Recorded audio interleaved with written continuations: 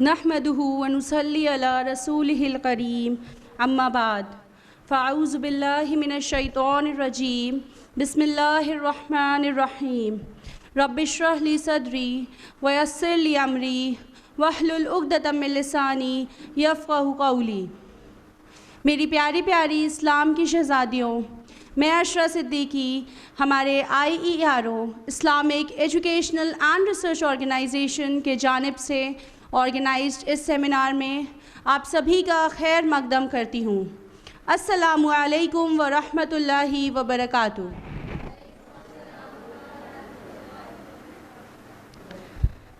तो अब तक तो आप लोग जान ही गए होंगे कि हमारे आज के सेमिनार का मौजू है इस्तक़बाल रमज़ान। इस महीने की अहमियत, ये महीना कितनी ज़्यादा अहमियतों का हामिल है, ये तो हम सब जानते हैं। इस महीने की अहमियत का अंदाज़ा इस बात से लगाया जा सकता है कि यही वो मुबारक महीना है जिसमें अल्लाह पाक ने कुरान नाजिल किया, which is a book of guidance अल-हुदा एंड क्लियर एविडेंस। इस किताब को अल-फुरक़ान भी कहा जाता है, जिसका माना है सही और गलत में फ़र्क करने वाला।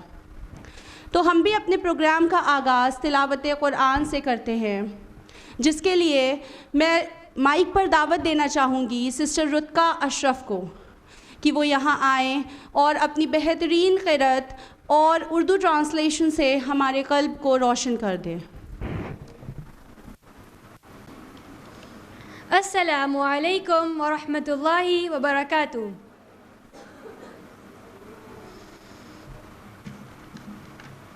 अऊज़ु बिल्लाहि मिनश शैतानिर रजीम। बिस्मिल्लाहिर रहमानिर रहीम।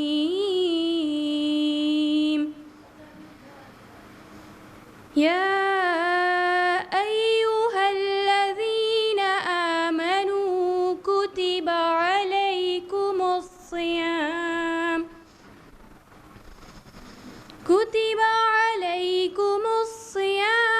कमा कुतिबा अलल्लज़ीना मिन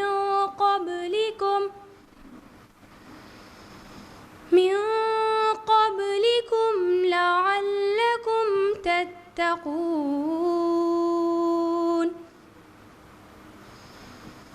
अय्यामम मअदूदात। फमन कान मिनकुम मरीज़न अव अला सफरिन फ़इद्दतुम मिन अय्यामिन उख़र। वअलल्लज़ीन युतीक़ूनहु फ़िद्यतुन तआमु मिस्कीन। फमन ततव्वअ खैरन फहुव खैरुल लह व अन तसूमू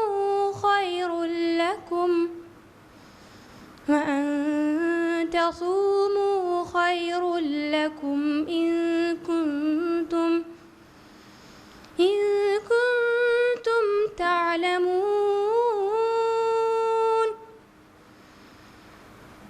शहरु रमज़ान अल्लज़ी उन्ज़िल फ़ीहिल क़ुरआन। अल-क़ुरआनु हुदल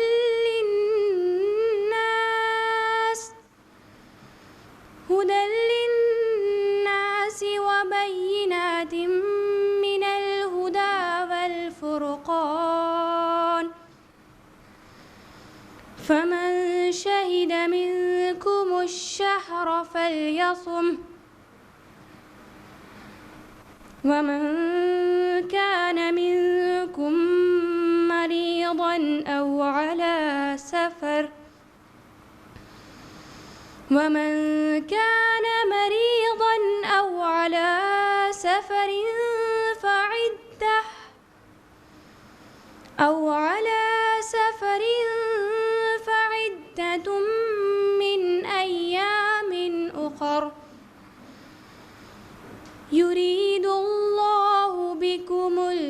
اليسر ولا يريد بكم العسر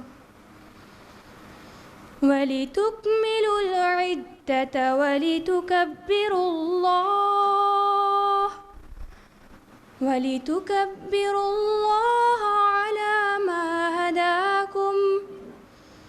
على ما هداكم ولعلكم تشكرون।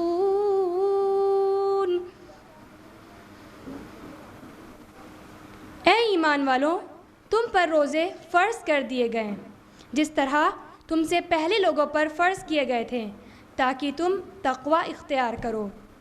गिनती के चंद ही दिन हैं, लेकिन तुम में से जो शख्स बीमार हो या सफ़र में हो तो वो और दिनों में गिनती को पूरी कर ले और उसकी ताकत रखने वाले फ़िदिया में एक मिस्कीन को खाना दे, और जो शख्स नेकी में सबक़त करे वो उसी के लिए बेहतर है।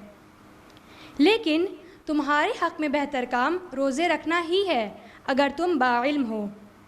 माह रमज़ान वो है जिसमें क़ुरआन उतारा गया, जो लोगों को हिदायत करने वाला है और जिसमें हिदायत की हक़ व बातिल की तमीज़ की निशानियाँ हैं। तुम में से जो शख्स उस महीने को पाए उसे रोज़ा रखना चाहिए। हाँ, जो बीमार हो या सफ़र में हो उसे और दिनों में गिनती पूरी करनी चाहिए। अल्लाह ताला का इरादा तुम्हारे साथ आसानी का है, सख्ती का नहीं। वो चाहता है तुम गिनती पूरी कर लो और अल्लाह ताला की दी हुई हिदायत पर उस तरह की बड़ाइयाँ बयान करो और उसका शुक्र अदा करो। जज़ाकुमुल्लाहु खैरन कसीरा। Jazakallah, dear sister. MashaAllah. She is a product of Taqwa Islamic School. अल्लाह ताला इस कुरान के ज़रिए आपसे राज़ी हो जाए और आपको आफ़िया से नवाजे। अल्लाह ताला आपके इल्म में और इज़ाफ़ा कर दे और जन्नतुल फिरदौस के बागात आपके नाम कर दे। अल्लाह ताला हम सब को भी कुरान को पढ़ने, समझने, अमल करने और दूसरों तक फैलाने की तौफ़ीक इनायत करे। आमीन। अल्लाह रब्बुल इज़्ज़त का लाख लाख शुक्र है कि वो बार बार हमें अपनी नेमतों से नवाजते रहते हैं। उनकी इन तमाम नेमतों में से एक बहुत ही ख़ास नेमत है माह Ramzan.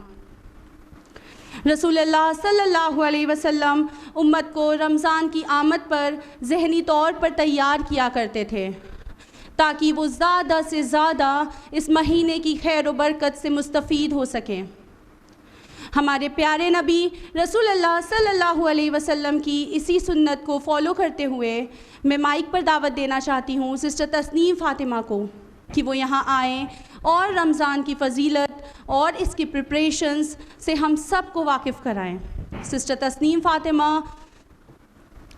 holds master's degree in zoology.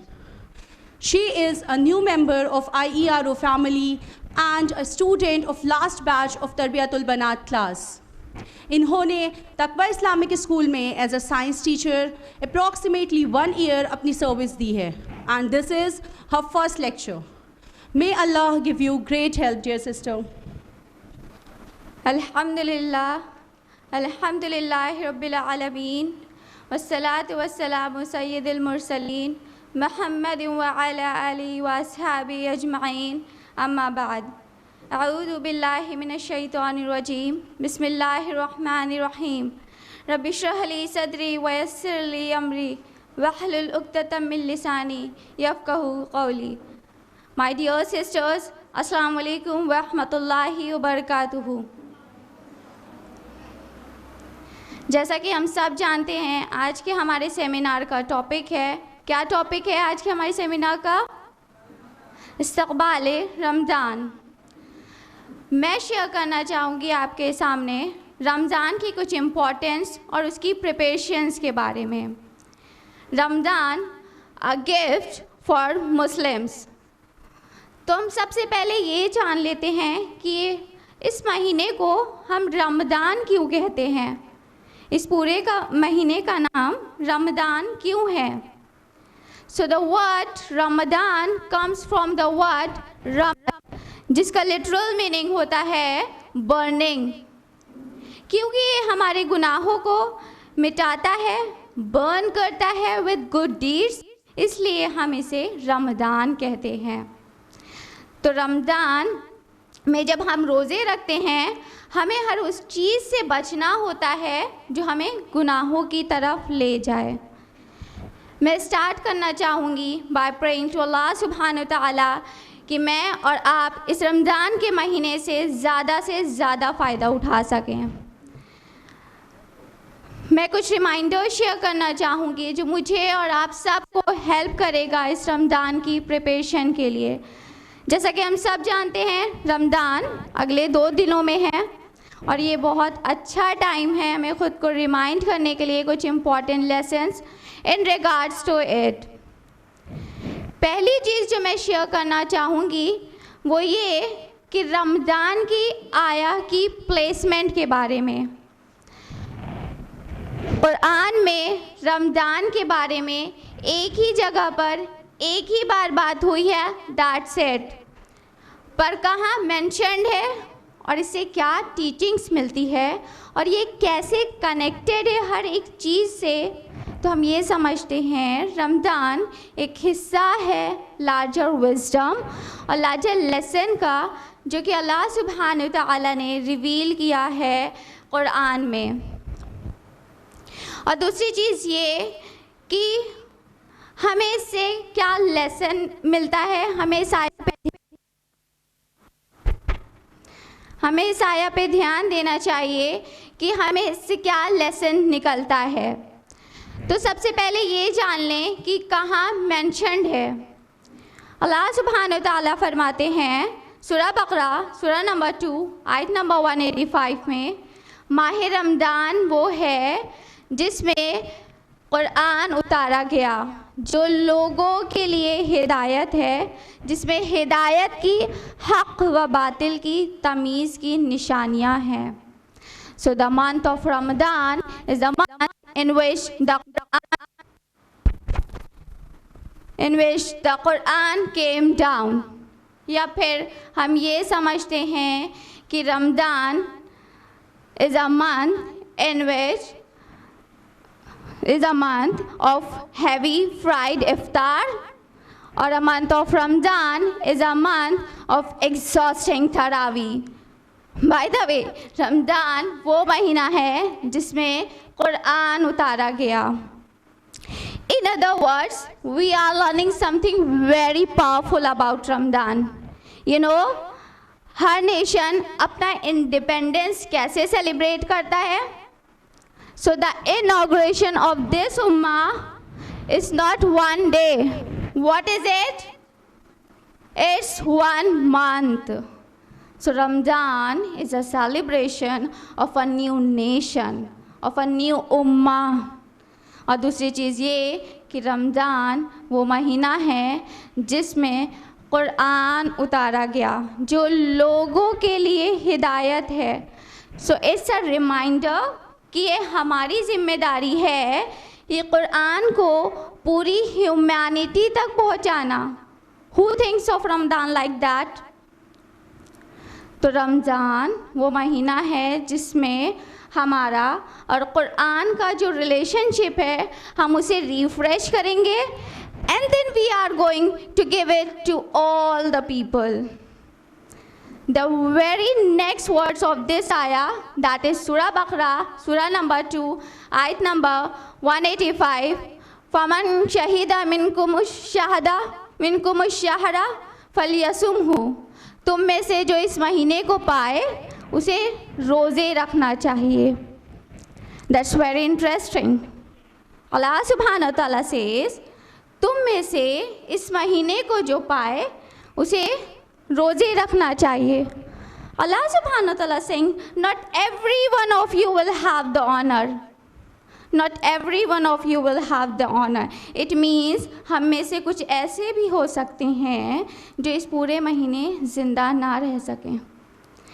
हम में से कुछ ऐसे भी हो सकते हैं that we are not going to live to see it।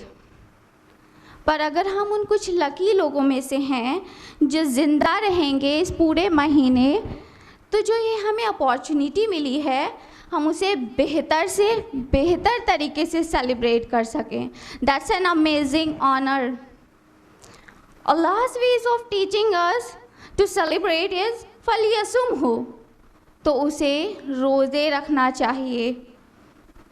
And by the way, अगर आप किसी वजह से, किसी प्रॉब्लम की वजह से रोज़े नहीं रख सकते हैं, आप बीमार हैं, आप सफ़र पर हैं, तो आप अगले दिनों में इस गिनती को पूरा कर सकते हैं. That's the rest of the आया. अल्लाह सुब्हानहू तआला हम पे आसानी चाहते हैं. अल्लाह सुब्हानहू तआला हम पे सख्ती करना बिल्कुल भी नहीं चाहते. Did you know in every profession they have training programs? The police has training, the fire department has training, the military has training, or no? The military has training. So especially उन professions में जिनमें आपको खतरों का या serious challenges का सामना करना होता है, उसमें आपको ट्रेनिंग दी जाती है. ये नहीं कि बिना ट्रेनिंग के आपको किसी बैटलफील्ड में भेज दिया जाए और बोला जाए जिसको हेड, आपको तो कुछ पता ही नहीं है, आपको ट्रेन ही नहीं किया गया उस तरह से, तो आप कैसे उस बैटल में हिस्सा ले सकेंगे या कैसे उसको फेस करेंगे, क्योंकि आपको ट्रेन नहीं किया गया है. So training is all the more important in those fields. Everybody knows that. So Ramzan is actually a training. Training इसलिए दी जाती है क्योंकि आपको आपके ख़तरों का और सीरियस चैलेंजेस का आपका सामना करना हो, आपको उसमें आपको आसानी हो. बट लेट्स टॉक अबाउट ये ट्रेनिंग किस लिए, ये ट्रेनिंग किस लिए. तो जो प्रैक्टिकली चीज़ हम करते हैं इस पूरे महीने, वो क्या है? फास्टिंग, रोज़ा रखते हैं इस पूरे महीने. But this is not the आया ऑफ फास्टिंग. ये आया है रमज़ान के फ़ज़ाइल के बारे में. फास्टिंग की जो आया है वो इससे पहले की आया है. दैट इज़ सूरह बकरा, सूरह नंबर 2, आयत नंबर 183. कुतिबा अलैकुमुस्सियामु कमा कुतिबा अलल्लज़ीना मिन क़ब्लिकुम लअल्लकुम तत्तक़ून. तुम पर रोज़े रखना फ़र्ज़ किया गया जिस तरह तुमसे पहले लोगों पर किया गया था, ताकि तुम तक़वा इख्तियार करो. आपको फास्टिंग की एक बॉटम लाइन दे दी गई है. तुम रोज़े रखो ताकि तुम तक़वा इख्तियार करो. आप अल्लाह सुब्हानहू तआला की प्रेजेंस से अवेयर रह सकें. आप अपने एक्शंस में, अपने बिहेवियर में, अपने स्पीच में, आप इन सारी चीज़ों से, अपने फाइनेंशियल डीलिंग से, अपने फैमिली डीलिंग से, आप इन सारी चीज़ों से कॉन्शियस रह सकें. You would recognize that Allah is watching. Let me tell you, according to this ayah, there's a riddle here. There's a riddle here. Allah subhanahu wa ta'ala says, अल्लाह सुब्हानहू तआला says, तुम रोज़े रखो ताकि तुम तक़वा इख्तियार करो. That's very interesting. That's very interesting.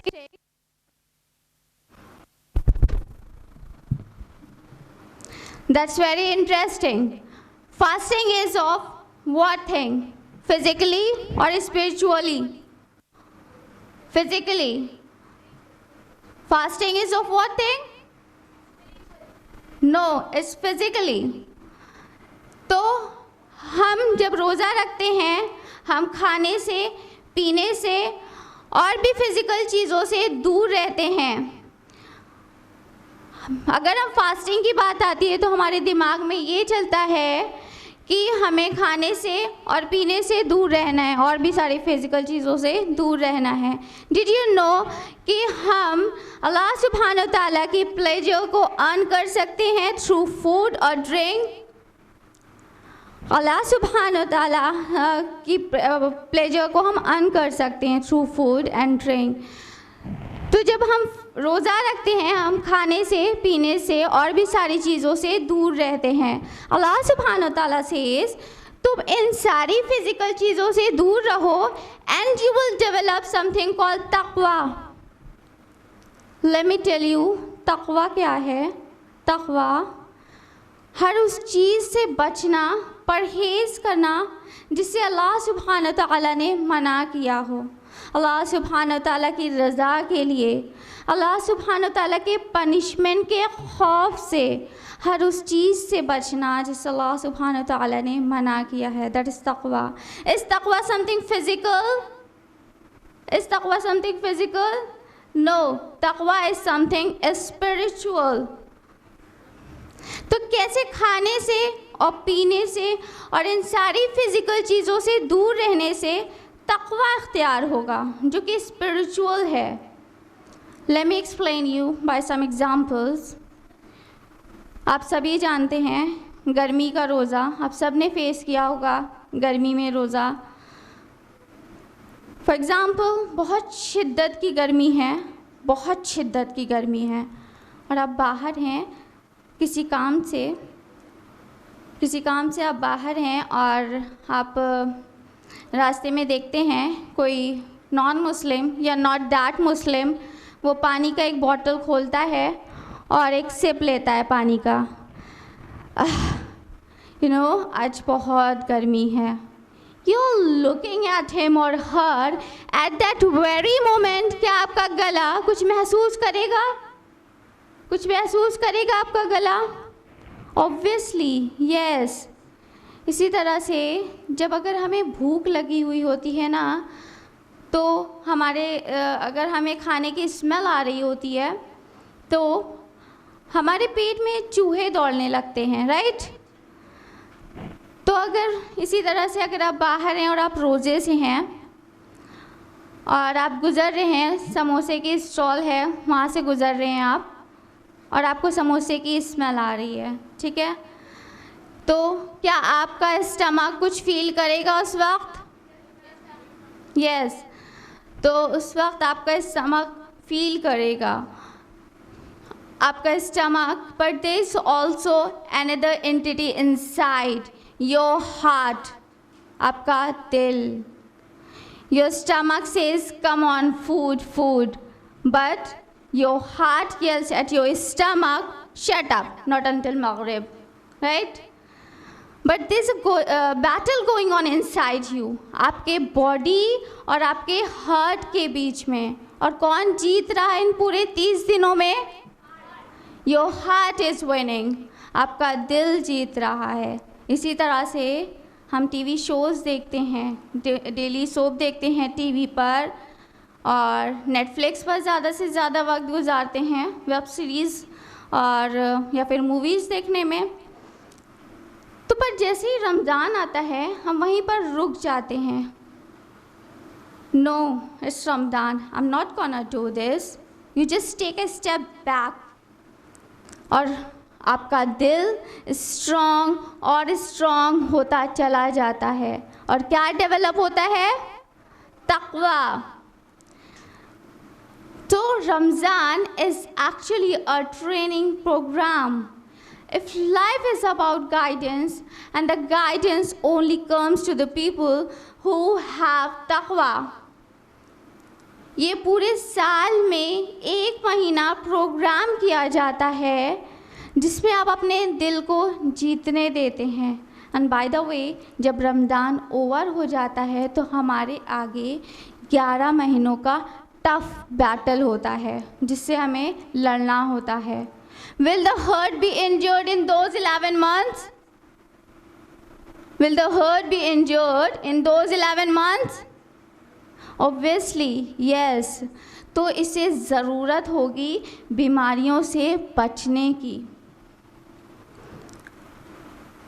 हम रमज़ान आता है, अपने दिल को जीतने देते हैं, हम रुक जाते हैं वहीं पर सारी चीज़ों से। पर जैसे ही रमज़ान ओवर होता है हम फिर से गुनाहों में मुब्तला हो जाते हैं, फिर से रमज़ान आता है, हम फिर से वहीं रुक जाते हैं, और फिर रमज़ान ओवर होता है, हम फिर उन्हीं सारी चीज़ों को करने लग जाते हैं, गुनाहों में मुब्तला हो जाते हैं।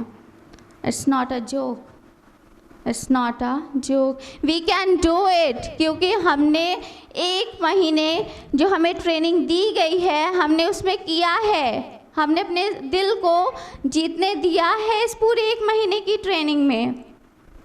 हम कर सकते हैं, इन 11 महीनों में भी कर सकते हैं।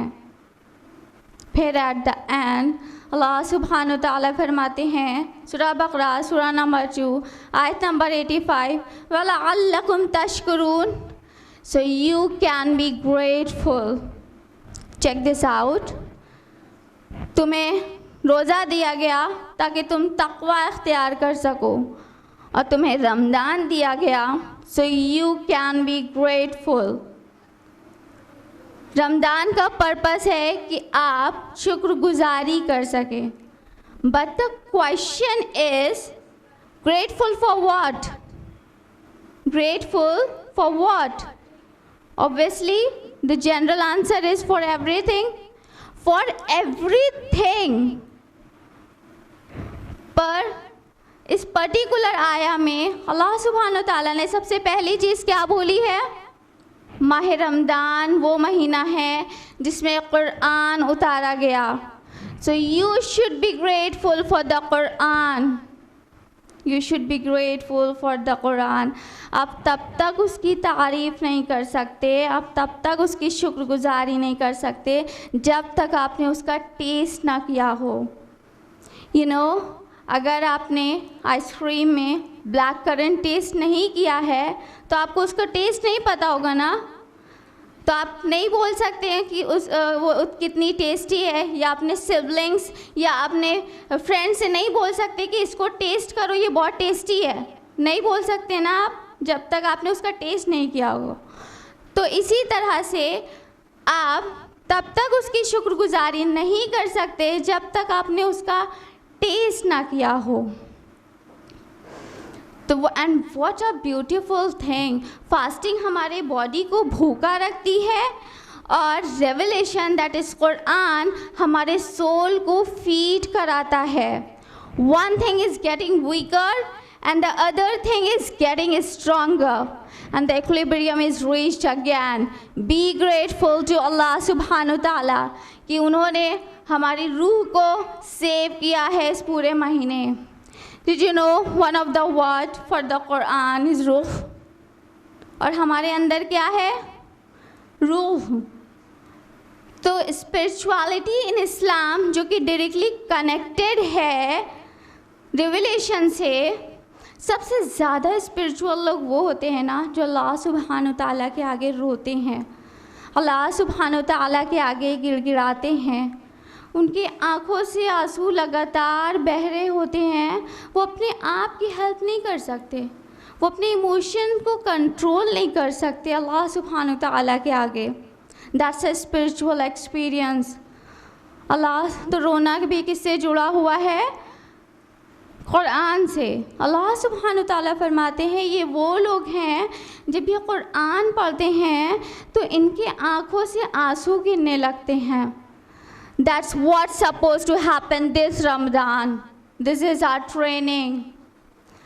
तो हमें ज़रूरत है to develop a link with the Quran.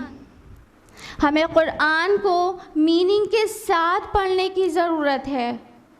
You know, अगर आपको किसी से मोहब्बत होती है, आप सभी जानते हैं यहाँ पर एक माँ बेटे का क्या रिश्ता होता है, आप सभी जानते हैं।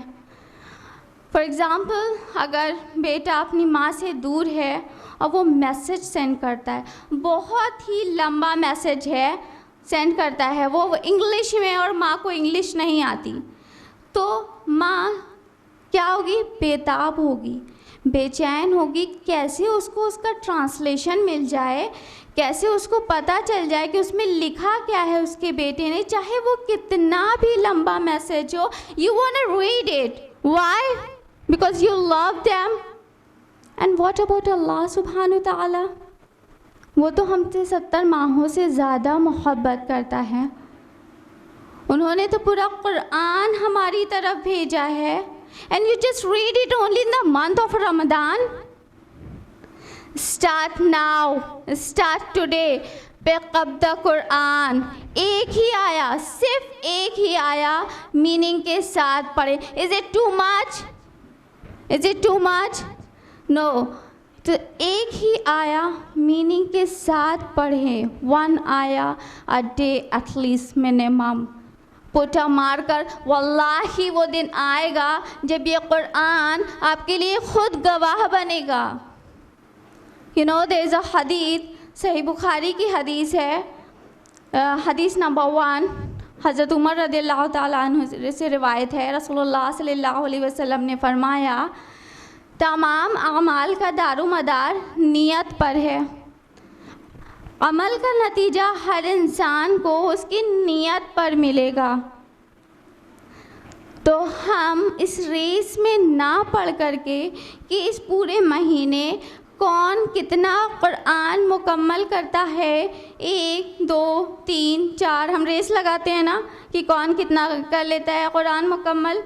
तो इस रेस में ना पढ़ करके बल्कि हम एक आया, सिर्फ एक आया मीनिंग के साथ गौर करें, उस पर गौर करें, कनेक्शन बनाए कुरान से कि आखिर उस पर गौर करें कि अल्लाह सुब्हान ताला हमसे कहना क्या चाहता है।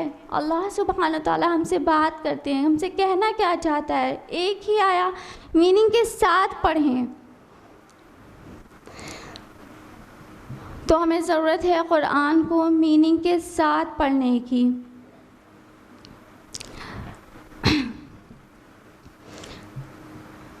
तो हमें कुरान को हम मीनिंग के साथ पढ़ें। और दूसरी चीज़ मैं शेयर करना चाहूँगी आपसे, one of the best gifts of this month, that is दुआ। आई रियली होप कि आप और मैं इससे ज़्यादा से ज़्यादा फ़ायदा उठा सकें हम सब। यू नो अल्लाह सुब्हान ताला फरमाते हैं सूरह बकरा सूरह नंबर 2 आयत नंबर 186, वइज़ा सअलका इबादी अन्नी फ़इन्नी क़रीब। जब मेरे बंदे आपसे मेरे बारे में सवाल करें, आप कह दें मैं बहुत ही करीब हूँ। अल्लाह सुब्हान ताला से जब मेरे बंदे, अल्लाह सुब्हान ताला ने ये नहीं कहा अगर मेरे बंदे, you know there is a difference. अगर और जब के बीच में डिफरेंस होता है। अगर में पॉसिबिलिटी की चांसेस कम होती है। अल्लाह सुब्हान ताला से जब मेरे बंदे आपसे मेरे बारे में सवाल करें, आप कह दें मैं बहुत ही करीब हूँ। अगर हम सोच रहे हैं ना कि मैं तो बहुत गुनाहगार हूँ, मेरी तो बहुत लंबी लिस्ट है गुनाहों की, हर इंसान से गुनाह होता है। हम अगर ये सोचें कि हम बहुत गुनाहगार हैं, वो हमारी क्या सुनेंगे, क्योंकि हम तो उनकी सुनते नहीं हैं, वो हमारी क्या सुने। ही से सुजीबु दावत दाई, हर पुकारने वाले की पुकार को सुनता हूँ जब भी वो मुझे पुकारे। इन दिस ब्यूटीफुल आया अल्लाह सुब्हान ताला ये उनके लिए नहीं कह रहे कि जो अल्लाह सुब्हान ताला के आगे हर वक्त रोते हैं, अल्लाह सुब्हान ताला से हर वक्त बातें करते हैं, अल्लाह सुब्हान ताला से हर वक्त दुआ करते हैं ना, ये उनके लिए नहीं कह रहे। He is talking about who turn to Allah सुब्हान ताला just one time, even one time. Allah सुब्हान ताला ये तो नहीं कहते हैं कि आप तो गुनाह करते रहते हैं और आपको जब ज़रूरत हो तो आप मेरे सामने आए, मैं नहीं सुनने वाला ना, वो ये नहीं कहते हैं। He says I immediately respond, just turn back to Allah Subhan ताला। अल्लाह सुब्हान ताला ने कोई कंडीशन नहीं रखी कि आप जब दुआ मांगे तो आप नहा कर आने चाहिए, आप दुआ मांगे तो आपके कपड़े साफ़ होने चाहिए, या आप दुआ मांगे तो आप जाए नमाज पर ही होने चाहिए, या आप दुआ मांगे तो आप मस्जिद में ही होने चाहिए। अल्लाह सुब्हान ताला ने कोई कंडीशन नहीं रखी। He says I immediately respond whenever he makes the call. ये स्पेशली रमज़ान के कॉन्टेक्स्ट में है, क्योंकि अल्लाह सुब्हान ताला ने अपनी रोब को, कुरान को एक्सटेंड किया है। call on Allah, ask Allah for things, speak with Allah subhanahu wa ta'ala. अल्लाह से बातें करें जब आप मार्केट में हो, अल्लाह सुब्हान व तआला से बातें करें जब आप पैदल चल रहे हो, अल्लाह सुब्हान व तआला से बातें करें जब आप कार में हो, अल्लाह सुब्हान व तआला से बातें करें आप कहीं पे भी हो, अल्लाह सुब्हान व तआला से बातें करें। आपको अरबिक नहीं आती, आपको अरबिक नहीं आती, इट्स ओके, नो प्रॉब्लम। वो हर लैंग्वेज को जानने वाला है। आप जिस लैंग्वेज में आपको जो लैंग्वेज आती है आप उस लैंग्वेज में बात करें। At least just talk to him, beg before Allah, cry before Allah, Allah से बातें करें। जितना आप बात करेंगे ना अल्लाह सुब्हान व तआला से उतनी आपकी प्रॉब्लम सॉल्व होगी, आई प्रॉमिस।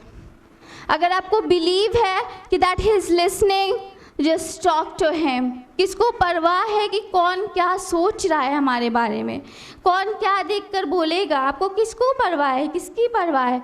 वो आपके और आपके रब के बीच में है, आपके और आपके रब के बीच में है। यू नो, दुआ वो है जब आप अल्लाह सुब्हान व तआला से बातें करते हैं, और कुरान वो है जब अल्लाह सुब्हान व तआला आपसे बातें करता है। सो ब्यूटीफुल ना, अल्लाह सुब्हान व तआला आपसे बातें करता है कुरान के थ्रू। और कॉन्वर्सेशन तभी होती है जब दोनों तरफ से रिस्पांस मिल रहा हो ना, राइट? तभी कॉन्वर्सेशन होती है। तो अल्लाह सुब्हान व तआला हमसे कुरान के थ्रू बातें करता है और हम अल्लाह सुब्हान व तआला से दुआ के थ्रू बात करते हैं। It's not just about fasting, it's about reconnecting to Allah सुब्हान व तआला इन फॉरगिवनेस, अल्लाह सुब्हान तआला in conversation, achieve forgiveness, Allah सुब्हान तआला से मग़फ़िरत हासिल करें, अल्लाह सुब्हान तआला से माफ़ी मांगे। You know, there is a beautiful hadith, Sahih Bukhari की हदीस है, किताबुस्सौम जिल्द 1 बाब 1190, हदीस नंबर 1783। अबू हुरैरा रज़ियल्लाहु ताला अन्हु से रिवायत है, रसूलुल्लाह सल्लल्लाहु अलैहि वसल्लम ने फरमाया, जिसने पूरे अमाल और नियत के साथ रोज़ा रखा उसके पिछले गुनाह बख्श दिए जाएंगे। सो ब्यूटीफुल ना, उसके पिछले गुनाह बख्श दिए जाएंगे। आप चाहते हैं अल्लाह सुब्हान तआला की फॉरगिवनेस, आप चाहते हैं तो आप दूसरों को माफ़ करना सीखें। Just forgive other for the sake of Allah सुब्हान तआला। आपके लिए कितना भी मुश्किल हो रहा हो ना, कितना भी उस इंसान ने आपके साथ बुरा किया हो ना, just forgive them for the sake of Allah subhanahu wa ta'ala and see how you achieve the forgiveness of Allah subhanahu wa ta'ala. हम कहते हैं ना, Ramzan is a month of mercy, it's a month of forgiveness. तो हमें खुद से start करना चाहिए। just forgive them for the sake of Allah subhanahu wa ta'ala. B merciful. और फिर देखें अल्लाह सुब्हान तआला की फॉरगिवनेस उससे कहीं ज़्यादा, अल्लाह सुब्हान तआला की मर्सी देखेंगे उससे कहीं ज़्यादा। So beautiful, it's a month of cleansing. हम अपनी डाइजेस्टिव सिस्टम को तो क्लीन करते हैं इस पूरे महीने, but spiritually too it's a month of cleansing. So just try to forgive, not forget. Just try to forgive, not forget. You know what's the best time to make dua? रात के तीसरे पहर में। You know there is a hadith, सही बुखारी की हदीस है, हदीस नंबर 1145। अबू हुरैरा रज़ियल्लाहु ताला अन्हु से रिवायत है, रसूलुल्लाह सल्लल्लाहु अलैहि वसल्लम ने फरमाया, हर रात हमारा रब हर रात आसमाने दुनिया पर उस वक्त आता है जब रात का तन्हाई हिस्सा बाकी रह जाता है, और वो कहता है कोई मुझसे दुआ मांगने वाला जिसकी दुआ मैं कबूल करूं? है कोई मुझसे मांगने वाला जिसको मैं दूं? है कोई मुझसे बख्शिश तलब करने वाला जिसको मैं बख्श दूं? अल्लाह सुब्हान तआला खुद आते हैं इस आसमानी दुनिया पर और ख़ुद पुकारते हैं। अगर आपने अभी तक तहज्जुद ट्राई नहीं किया है ना, just try it out at least a few times in your life, at least a few times. It's the best time to make dua. It's the best time to make dua. Come on, try it out. I'm sure हम और आप इतने strong हैं कि हम ये कर सकते हैं। एक बार, सिर्फ एक बार ट्राई करके देखें, सिर्फ एक बार ट्राई करके देखें और फिर देखें क्या होता है। I promise you something will definitely change in you permanently. Just try it out for the sake of Allah subhanahu wa ta'ala. Get up, put your clock only for Allah subhanahu wa ta'ala.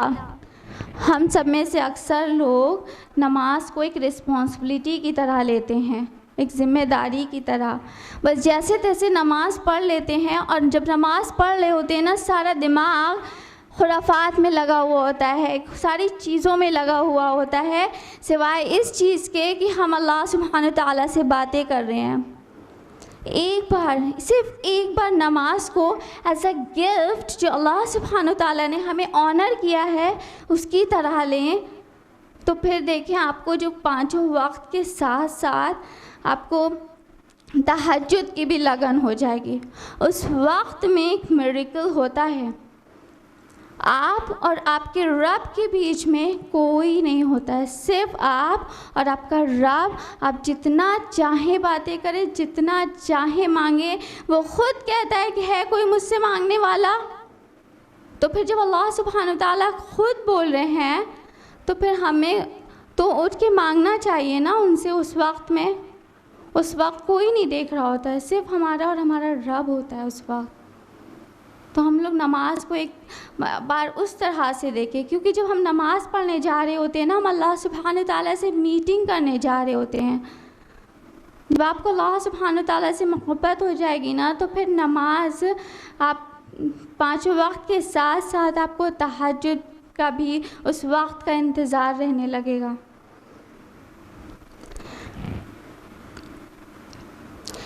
Now we also need to become conscious of our tongues.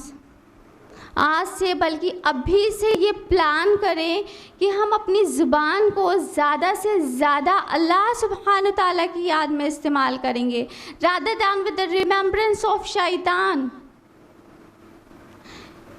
True believers bad words, dirty words और evil words का use नहीं करते हैं। Are you really a true believer? You wanna welcome a Ramadan? So make a promise कि आज से, बल्कि अभी से ये प्लान करें कि अपनी ज़ुबान को अल्लाह सुब्हानहू तआला की याद में ज़्यादा से ज़्यादा इस्तेमाल करें।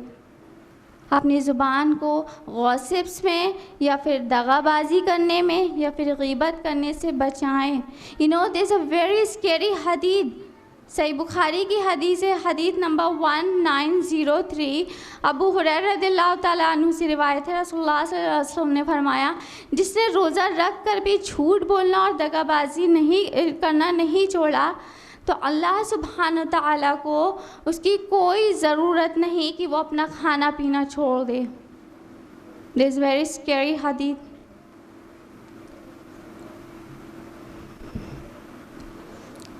तो हम अल्लाह सुब्हानहू तआला के लिए रोज़ा रखते हैं ना, जब अल्लाह सुब्हानहू तआला के लिए हम इतना नहीं कर सकते हैं, हम ये सारी चीज़ें नहीं छोड़ सकते, अल्लाह सुब्हानहू तआला को हमारी ज़रूरत ही नहीं कि हम रोज़ा रहें फिर, तो अल्लाह सुब्हानहू तआला के लिए सारी चीज़ों को छोड़े, अपनी ज़ुबान को ज़्यादा से ज़्यादा अल्लाह सुब्हानहू तआला की याद में इस्तेमाल करें। Maintain your relationship with your family members, with your friends, with your neighbors. Similarly, अपने खाने में से, अपने पीने में से कुछ कम करके गरीबों के बारे में सोचें। जो गरीब रोज़ा रहते हैं उनके पास रोज़ा खोलने के लिए कुछ खाने को नहीं होता है, उनको सर्च करें, उनकी हेल्प करें, उनको ढूंढें, उनको उनकी मदद करें, उनको दें खाने में से अपने खाने में से कुछ कम करके। Start planning what you gonna do, don't be lazy in Ramzan, don't be lazy in month of Ramzan. Let us understand कि इट्स अ मंथ ऑफ तक़वा, it's a month of fasting, it's a month of Quran, it's a month of to develop a link with Allah subhanahu wa ta'ala, it's a month of repentance, it's a month of making resolutions, ताकि हमारे आगे जो 11 महीने हैं उसका tough battle है हम उसका भी सामना कर सके, अल्लाह सुब्हानहू तआला की उसमें भी हम फरमाबरदारी कर सके। May Allah subhanahu wa ta'ala make the month of Ramadan a month of taqwa for us, a month of gratitude for us, a month of being guided for all of us. Allah subhanahu wa ta'ala हम सब की इस पूरे महीने पहुँचने में help करे, हम सब इस महीने से ज़्यादा फ़ायदा उठा सके। अस्सलामु अलैकुम व रहमतुल्लाहि व बरकातुहू। जज़ाक डियर सिस्टर, माशाल्लाह। अल्लाह पाक इसको कबूल करे और आपको जन्नतुल फिरदौस में आला से आला मुकाम अता करे। अल्लाह ताला आपको दीन इस्लाम को फैलाने की तौफ़ीक अता फ़रमाए। इस रमज़ानुल मुबारक आपके और हम सब के गुनाहों की मग़फ़िरत कर दें और हम सब की दुआओं को कबूल करें, आमीन। तो जैसा कि सिस्टर तस्नीम ने हम सब को रमज़ान की प्रिपरेशंस के बारे में बताया, उसी तरह से लाइफ को लेकर भी हमारे बहुत सारे प्रिपरेशंस होते हैं, जिसमें से एक बहुत ही ख़ास प्रिपरेशन होता है हमारे बच्चों का बेस्ट से बेस्ट स्कूल्स में एडमिशन, जिसके लिए हमारी प्रायोरिटी लिस्ट बहुत लंबी होती है। Fields, libraries, canteens, missionaries and many more, जिसमें तरबियत बिल्कुल पीछे रह जाती है। हम आपको एक एग्ज़ाम्पल देके समझाते हैं। मान लीजिए आपका बच्चा क्लास 10th में है और वो अपना बर्थडे सेलिब्रेट करने जा रहा है और आप उसको बताते हैं, बेटा this is not the concept of Islam, Islam में बर्थडे सेलिब्रेट करने का कोई कॉन्सेप्ट ही नहीं है, we should not celebrate it, ये तो क्रिश्चियंस का कॉन्सेप्ट है और वहाँ से लिया गया है। आपका बच्चा क्या जवाब देगा? वो बोलेगा, मम्मा ये तो नॉर्मल है। और सिर्फ क्रिश्चियंस ही नहीं, सब कोई ये बर्थडे सेलिब्रेट करते हैं, इट्स नॉर्मल, हर जगह होता है। अब तो क्रिसमस हर जगह सेलिब्रेट होता है, बर्थडे तो दूर की बात है, और आप कुछ भी नहीं कर पाएंगे। मगर अगर जब फर्स्ट टाइम आपका बच्चा आपसे बोलेगा बर्थडे सेलिब्रेट करने के लिए, फ़र्स्ट टाइम जब वो जूनियर केजी में या मे बी नर्सरी में होगा, और उस टाइम वो आपसे बोलेगा बर्थडे सेलिब्रेट करना है, और आप उसे बताएंगे कि नहीं बेटा हमारे रिलीजन में बर्थडे सेलिब्रेट करने का कोई कॉन्सेप्ट नहीं है, और उसके स्कूल में भी बर्थडे सेलिब्रेट ना किया जाता होगा, तो क्या उसे समझ में आएगा? और क्या जब वो 10th क्लास में पहुँचेगा तो अपना बर्थडे सेलिब्रेट करेगा? क्या उसके लिए बर्थडे सेलिब्रेट करने से रुकना बहुत टफ टास्क हो जाएगा? नहीं। जब वो बचपन से उसको आदत होगी ना, तो उसके लिए कुछ भी टफ नहीं होगा। तो ज़रूरत क्या है? ज़रूरत है कि बच्चों को बचपन से ही तरबियत इस्लाम की तालीम दी जाए, और सिर्फ घर पे ही नहीं, स्कूल का माहौल भी वैसा ही हो जैसा अल्लाह सुब्हानहू व तआला का कहना है। इसके लिए ज़रूरत है कि हम सभी अपने बच्चों को इस्लामिक स्कूल्स में एडमिशन कराएं। ज़रूरत है कि मुसलमान के घर का हर बच्चा इस्लामिक स्कूल में पढ़े और उसकी ज़िंदगी में अल्लाह सुब्हानहू व तआला की दी हुई तरबियत ही हो। इसी मकसद को पूरा करने के लिए तकवा इस्लामिक स्कूल की नींव रखी गई थी, और आप सब से भी रिक्वेस्ट है कि अपने बच्चों और अपने अजीज़दार के बच्चों का एडमिशन इस्लामिक स्कूल्स में कराएं, तकवा इस्लामिक स्कूल में कराएं, where education for both the worlds is given, ताकि आपका बच्चा दीन में भी आगे रहे और दुनिया में भी आगे रहे और दीन इस्लाम का परचम लहराने वाला बने। तो खैर, तकवा इस्लामिक स्कूल के एडमिशन ओपन है, आप आके यहाँ से फर्दर प्रोसीडिंग्स का नोटिफिकेशंस ले सकते हैं। ये तो हो गई दुनिया की प्रिपरेशन की बात। सिस्टर तस्नीम के बताने के बाद आप सबके माइंड में भी तो बहुत सारी प्रिपरेशंस चल रही होंगी रमज़ान के ताल्लुक़ से। आपके माइंड में चल रहा होगा रोज़े रखेंगे, नमाज में खुशू कुज़ू लाएंगे, सदक़ात और खैरात का भी इंतज़ाम करना है, दूसरों से हुस्न सलूक करना है और गीबत तो हरगिज़ नहीं करना है, कुरान को समझ के पढ़ना है और लंबे लंबे क़याम करना है। बहुत सारे लोग तो उम्रा की भी तैयारी करते हैं। अल्हम्दुलिल्लाह हर साल ऐसी तैयारियां होती हैं और हम में से बहुत सारे लोग उसे अचीव भी कर पाते हैं। पर क्या हो जाता है कि रमज़ान के जाते ही हमारा तकवा कहीं गुम सा हो जाता है। हम फिर से उन्हीं मसरूफ़ियात में मुलव्वस हो जाते हैं जो पहले किया करते थे और भूल जाते हैं वो सारी ट्रेनिंग्स जो रमज़ान के दौरान हमने ली थी। इसी मौजू पर रोशनी डालने मैं यहाँ पर दावत देना चाहती हूँ सिस्टर नजमा अली को कि वो यहाँ आएँ और रमज़ान में की जाने वाली इबादत का मकसद और उनकी हिकमत से हम सब को फैज़-याब करें। Sister Najma Ali is a senior member of IERO family. इन्होंने दीन इस्लाम की सर्विस में अपनी शानदार सर्विस पेश की है। She is a postgraduate from Allahabad University, a homemaker and a mother of 3 sons. माशाल्लाह, ये उन तमाम लेडीज़ के लिए इंस्पिरेशन है जो कहती हैं कि मेरे पास तो वक्त ही नहीं निकल पाता, जो अपने शौहर और अपने घर और अपने बीवी बच्चों में ही अपने बच्चों में ही उनकी दुनिया समेट कर रह जाती है।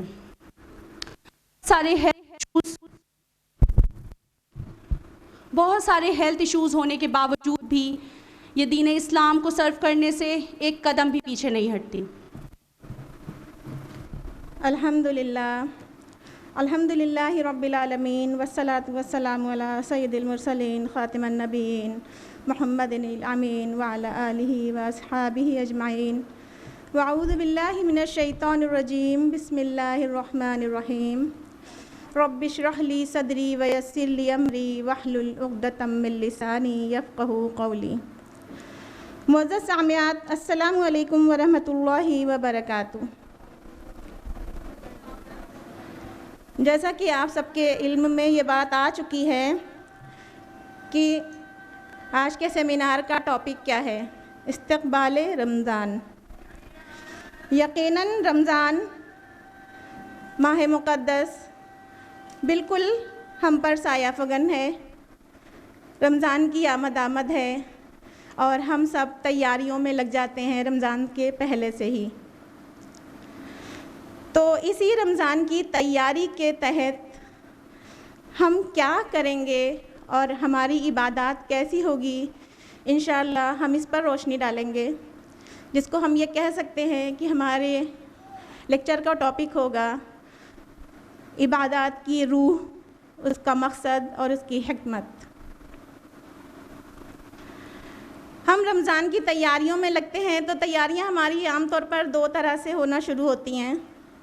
एक तो घर की जो लेडीज़ होती हैं वो इफ़्तार के मुताल्लिक़ कुछ तैयारियां करती हैं, जिसका कोई ख़ास इस्लाम के हवाले से कोई अहमियत नहीं है, क्योंकि हम तो रोज़ा रखते हैं ना, इफ़्तार को छोड़ना होता है, ना कि ढेर सारा इफ़्तार करना। तो ये प्रेफरेबल नहीं है कि हम रमज़ान की तैयारियों में इफ़्तार की तैयारियां और आइटम्स और बहुत सारे वैराइटीज़ के खाने बनाएं और फिर इफ़्तार के वक्त बैठ के खाएं। बल्कि एक हमारी तैयारी जो और होती है वो है इबादत से मुताल्लिक़, और इस तैयारी में हम ये कह सकते हैं कि ये हमारी रूह से मुताल्लिक़ होती है। जब हमारी रूह है तो हम जिंदा हैं, यानी हम इंसान हैं, यानी हमारा वजूद हमारी रूह की वजह से ही है। अगर हमारी रूह परवास कर जाएगी, मिसाल के तौर पर अगर मेरी रूह परवास कर गई तो कोई मेरा नाम नहीं लेगा कि ये नजमा अली की वो नजमा अली पड़ी हैं, या नजमा अली कब उठाई जाएंगी, कब मिट्टी में मिलाई जाएंगी, बल्कि लोग कहेंगे मिट्टी कब उठेगी, जनाजा कब जाएगा। यानी जब रूह है तो इंसान का वजूद है, इंसान है, रूह नहीं तो मिट्टी है, जनाजा है, ठीक है। वो इंसान फिर उसका कोई नाम नहीं लेता, नाम की पहचान और उसका वजूद उसकी रूह से है। तो बिल्कुल इसी तरह हमारी इबादत की भी रूह है जिसको हम समझते नहीं हैं। तो आज हम इसी हवाले से जानेंगे इंशाअल्लाह कि हमारी इबादत में रूह क्यों नहीं है और वो कैसे आएगी। अभी जैसा कि सिस्टर तस्नीम ने आपसे बताया कि अल्लाह ताला ने कुरान मजीद में फ़रमाया है, या अय्युहल्लज़ीना आमनू कुतिबा अलैकुमुस्सियामु कमा कुतिबा अलल्लज़ीना मिन क़ब्लिकुम लअल्लकुम तत्तक़ून। ऐ ईमान वालो, तुम पर रोज़े फ़र्ज़ किए गए जैसा कि तुमसे पहले लोगों पर फ़र्ज़ किए गए थे, ताकि तुम मुत्तक़ी बनो। यानी अल्लाह ताला क्या चाह रहा है, तुम पर रोज़े इसलिए फ़र्ज़ किए गए ताकि तुम परहेज़गार बनो, तुम बचने वाले बनो। किन चीज़ों से बचने वाले? गुनाहों से बचने वाले, नाफरमानियों से बचने वाले, और बुराइयों से बचने वाले, मुनकिरात से बचने वाले। अब रोज़ा तो हम रखते हैं, लेकिन हम अपने आप पर गौर करें कि क्या रोज़े की कंडीशन में कम से कम रोज़ा रख कर हम इन गुनाहों से बचते हैं। रोज़ा रखते हैं, खाना पीना छोड़ देते हैं, अज़दवाजी ताल्लुक़ से बरी हो जाते हैं, वो भी छोड़ देते हैं, लेकिन हराम चीज़ों को नहीं छोड़ते हैं। झूठ बोलना नहीं छोड़ते हैं, नाइंसाफ़ी करना नहीं छोड़ते हैं, ग़ीबत करना नहीं छोड़ते हैं, किसी के टोह में रहना नहीं छोड़ते हैं, किसी से बदगुमानी करना नहीं छोड़ते हैं, किसी की हक़ तलफ़ी करना नहीं छोड़ते हैं, रोज़ा रख कर भी। यानी हलाल से तो रुक जाते हैं लेकिन हराम से नहीं रुकते। और अल्लाह ताला क्या कह रहा है, तुम पर रोज़े इसलिए फ़र्ज़ किए गए ताकि तुम मुत्तक़ी बनो, ताकि तुम बचने वाले बनो। तो अब गलती कहाँ हो रही है? हमारे रोज़े फिर ऐसे क्यों हैं कि हम कुछ छोड़ नहीं पा रहे हैं? क्या हम रोज़े की शरीयत को पूरा नहीं करते? यानी जब हम रोज़ा रख रहे होते हैं तो जो रोज़े का कानून है, खाना पीना छोड़ना और अज़दवाजी ताल्लुक़ से बचे रहना, रुके रहना, हम ये तो आराम से छोड़ देते हैं। बहुत तेज़ शिद्दत की प्यास हमको होती है, गले में कांटे पड़ रहे होते हैं, लेकिन हम फिर भी एक घूंट पानी नहीं पीते। अगर हम चाहें तो किसी बंद कमरे में छुपकर कहीं जाके पानी पी लें, लेकिन नहीं पीते हैं। नेमतें हमारे सामने बहुत सारी रखी होती हैं, लेकिन हम कभी एक लुक़मा नहीं मुंह में डालते। क्यों? क्योंकि हम रोज़ा हैं। यानी हम रोज़ा हैं तो हम इसलिए रोज़ा हैं कि अल्लाह ने हुक्म दिया है कि तुम्हें रोज़े की हालत में खाना पीना छोड़ना है, अज़दवाजी ताल्लुक़ से दूर रहना है, तो हम वो कर लेते हैं। लेकिन फिर हम और चीज़ों से क्यों नहीं बाज आते? अब ऐसा होना चाहिए कि जब हम रोज़ा रखें और हमें प्यास लगे तो हम अपने आप से सवाल करें, हम क्यों पानी नहीं पी रहे हैं? हमें पी लेना चाहिए ना। तो जवाब आएगा अंदर से, नहीं, अल्लाह ताला ने मना किया है, अगर पी लेंगे तो गुनाह हो जाएगा।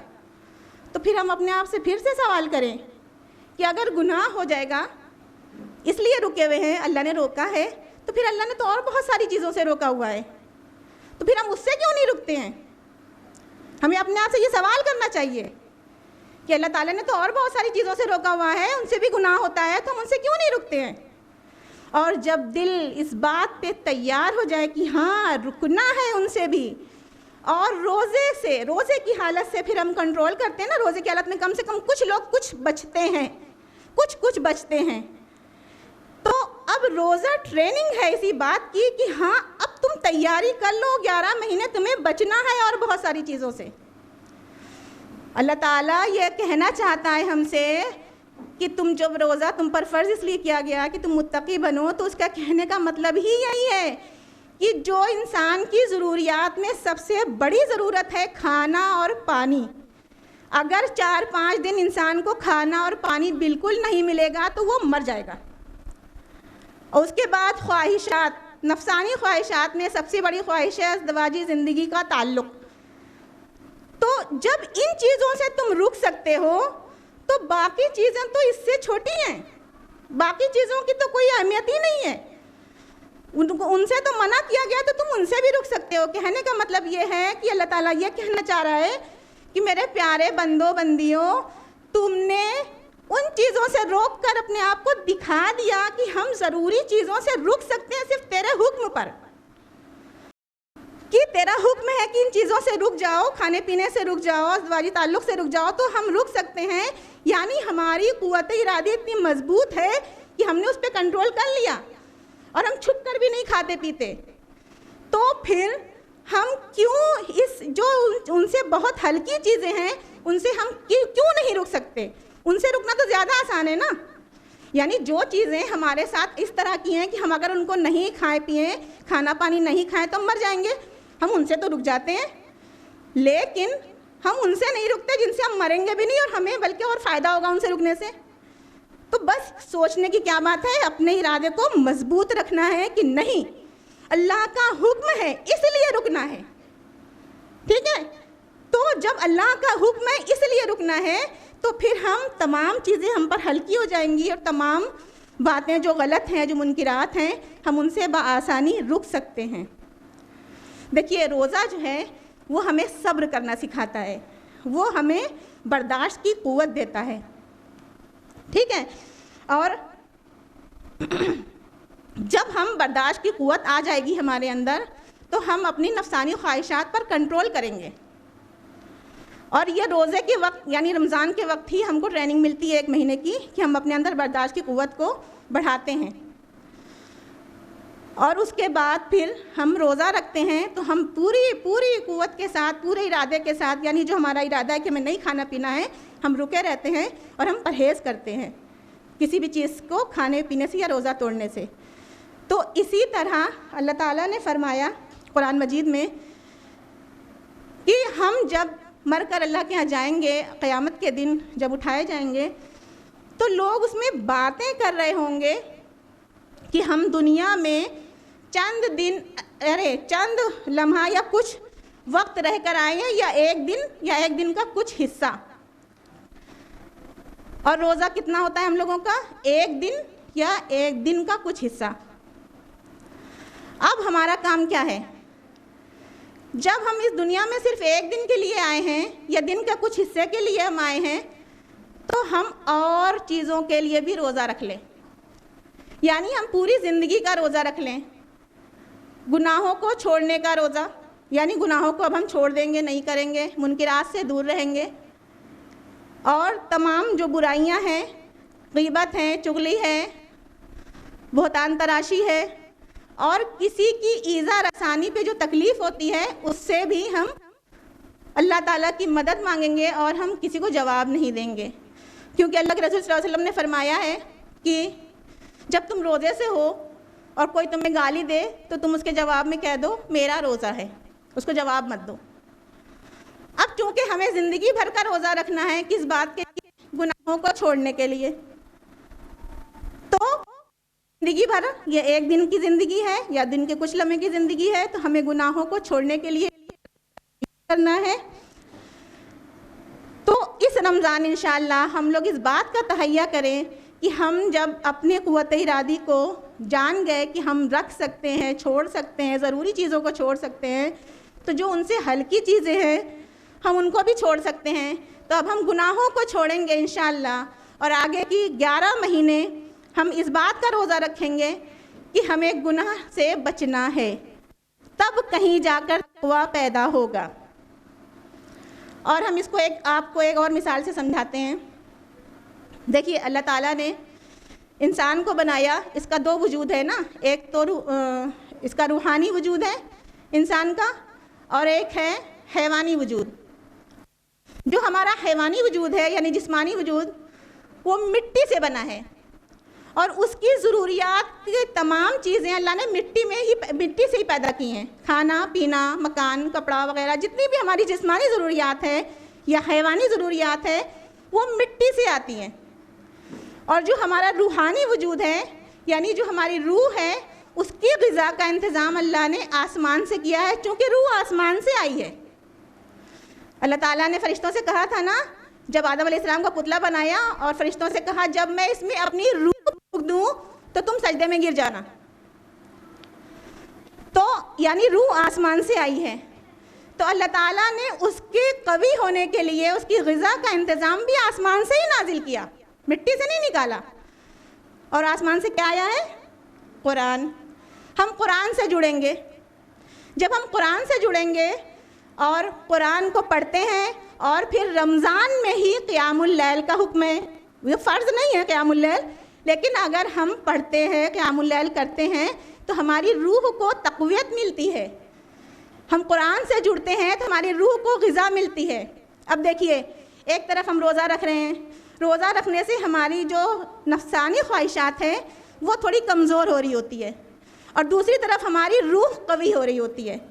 तो हम अगर मौलाना असरार अहमद के लफ्ज़ों में कहें तो जो हमारी नफ्सानी ख्वाहिशात हैं वो एक मुज़ोर घोड़े की तरह हैं। ठीक है, ये एक मुज़ोर घोड़ा है जो हमारी ख्वाहिशात हैं, बहुत ख्वाहिश होती है और ख्वाहिश ही हमें हराम की तरफ ले जाती है और हमारी रूह हलाल की तरफ ले जाती है, हराम से बचाती है। लेकिन हमारे साथ होता क्या है कि हम लोग अपने जिस्म का, अपनी ख्वाहिशात का तो बड़ा ख्याल रखते हैं लेकिन अपनी रूह को भूल जाते हैं।